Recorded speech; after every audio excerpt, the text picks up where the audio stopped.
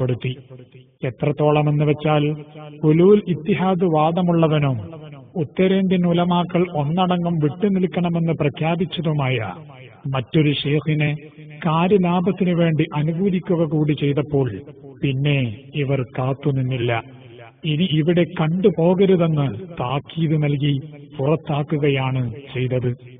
കേരളത്തിൽ ചെയ്തതുപോലെ ഇവിടെയും പണ്ഡിത സമൂഹത്തെയാണ് ഇയാൾ ആദ്യം വലവീശിയതെന്ന് ഞങ്ങൾ മനസ്സിലാക്കി.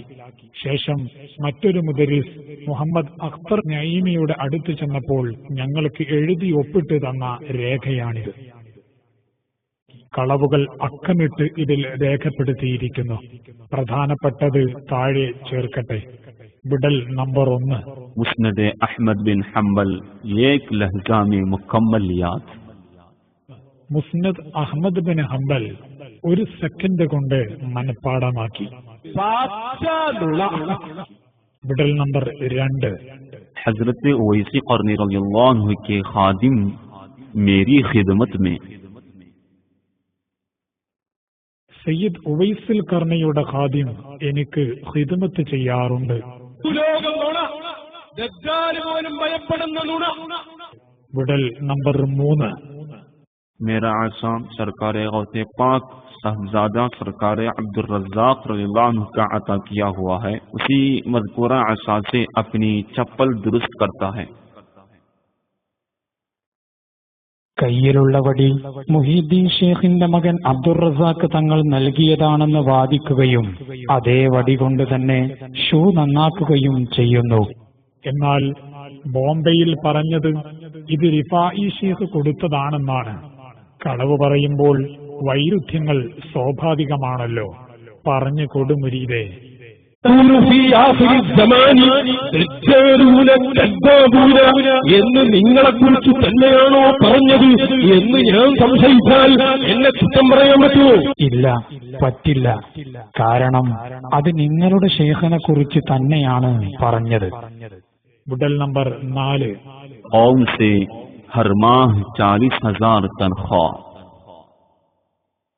അമിതമായ സമ്പത്തിനെ കുറിച്ച് ചോദിച്ചപ്പോൾ അൽഖൗം ഔലിയ ഗ്രൂപ്പിൽ നിന്ന് എല്ലാ മാസവും 40,000 രൂപ ശമ്പളം ലഭിക്കുന്നു എന്ന് പറഞ്ഞു.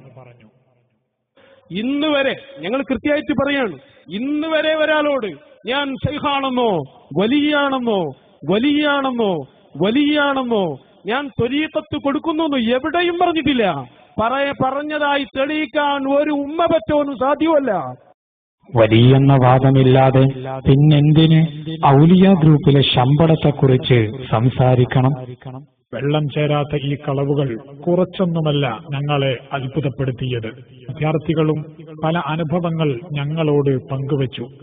എല്ലാം ഉൾപ്പെടുത്തുകയാണെങ്കിൽ 10 CD-ക്കുള്ള വിഭവങ്ങൾ ഇവിടെ തന്നെയുണ്ട്.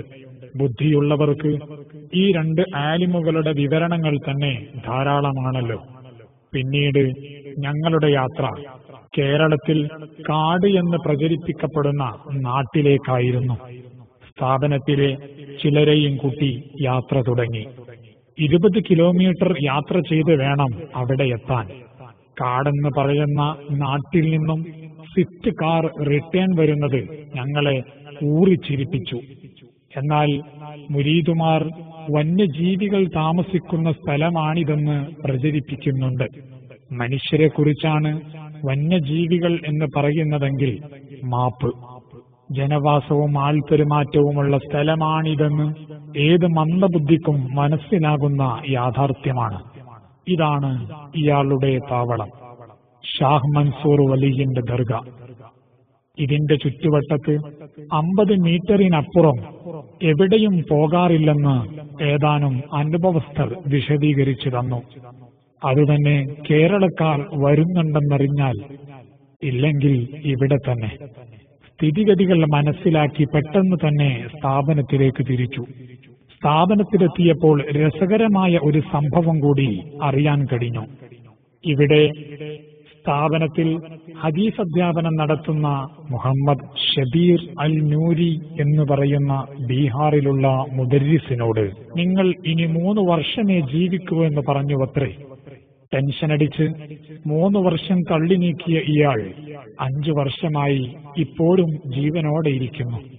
ഇതുപോലെ മർക്കസിന്റെ 35ാം വാർഷിക സമ്മേളന സമയത്ത് ഈ സമ്മേളനം AP ഉസ്താദിന്റെ ജീവിതകാലത്തെ അവസാന സമ്മേളനമാണെന്ന് മർക്കസിലെ ചില മുദരിസുമാരോടും കുട്ടികളോടും ഇയാൾ പുലമ്പിയിരുന്നു.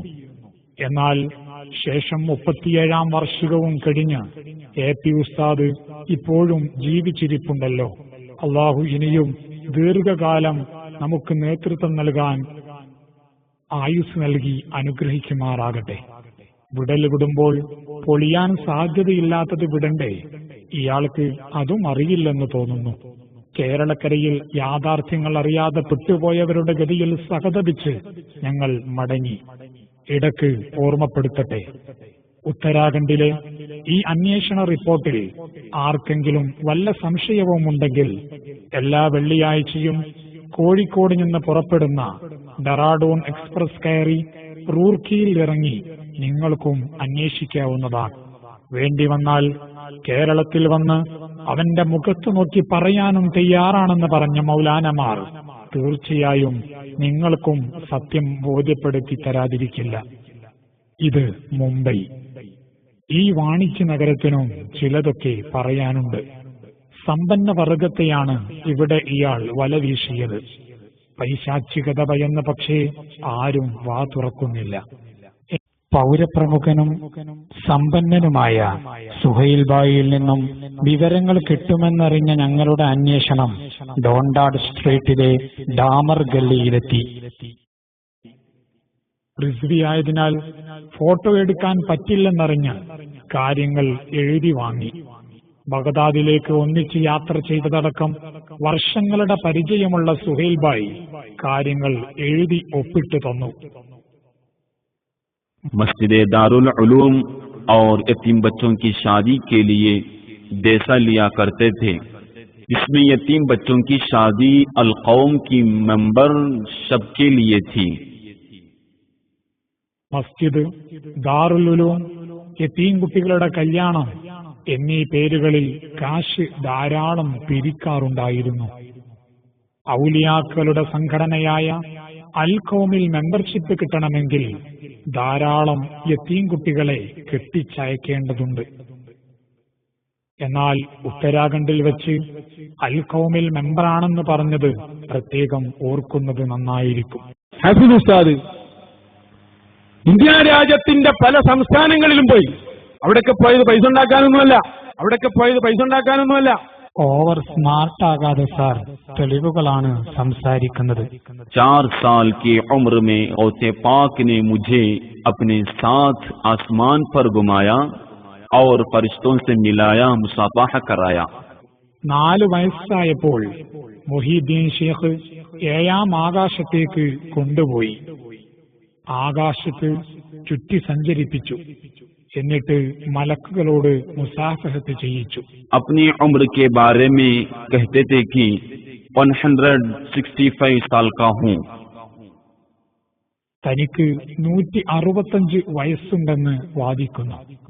കൂലിപ്രഭാഷകന് അടുത്ത പ്രസംഗത്തിൽ ബർത്ത് സർട്ടിഫിക്കറ്റ് ഹാജരാക്കാൻ അവസരമുണ്ട്.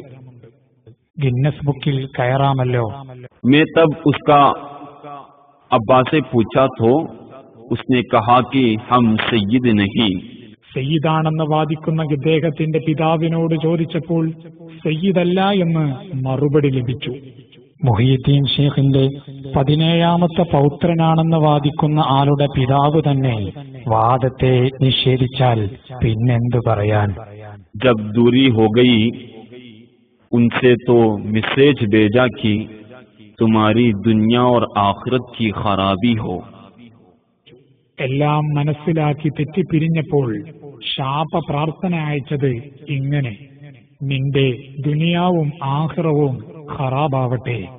ശാപപ്രാർത്ഥനയുടെ വിധി എന്തെന്ന് അടുത്ത ആമാശയ മുന്നേറ്റത്തിൽ പറയുമെന്ന് ഞങ്ങൾ പ്രതീക്ഷിക്കുകയാണ്. തമിഴ്നാട്ടിലെ കായൽ പട്ടണത്തിനും ചിലതൊക്കെ പറയാനുണ്ട്. 2 കുട്ടികളുള്ള സ്ത്രീയോട് ഭർത്താവിൽ നിന്ന് ത്വലാഖ് വാങ്ങിയാൽ ഞാൻ വിവാഹം ചെയ്തു കൊള്ളാമെന്ന് ഇയാൾ ഉറപ്പു നൽകിയിരുന്നു. തന്റെ ഭർത്താവിൽ നിന്ന് ത്വലാഖ് വാങ്ങി 2 മക്കളെ അനാഥകളാക്കി ഇയാളെയും പ്രതീക്ഷിച്ച് ഈ സ്ത്രീ ഇന്നും കാത്തിരിക്കുന്നു. സ്ത്രീ ശബ്ദമായതിനാൽ ശബ്ദം പരസ്യപ്പെടുത്താൻ ഞങ്ങൾ ഉദ്ദേശിക്കുന്നില്ല. ഏത് നിമിഷം ഈ സംഭവത്തെ നിങ്ങൾ എതിർക്കുന്നുവോ മിനിറ്റുകളെ കൊണ്ട് അത് പരസ്യപ്പെടുത്തുന്നതാണ്. ഇങ്ങനെ പലതും പറഞ്ഞാൽ നിങ്ങളുടെ കാല് വിറക്കുമെന്ന് ഞങ്ങൾക്കറിയാം. സമൂഹത്തിനിടയിൽ പറയാൻ പറ്റാത്ത പല കാര്യങ്ങളും തെളിവുകളും കയ്യിലൊതുക്കി നമുക്ക് കേരളത്തിലേക്ക് വരാം. കേരളീയ അന്തരീക്ഷത്തിൽ ഇയാൾ പിഴച്ചതാണെന്നതിനുള്ള ആദ്യ തെളിവ് ഇവൻ തന്നെയാണ്.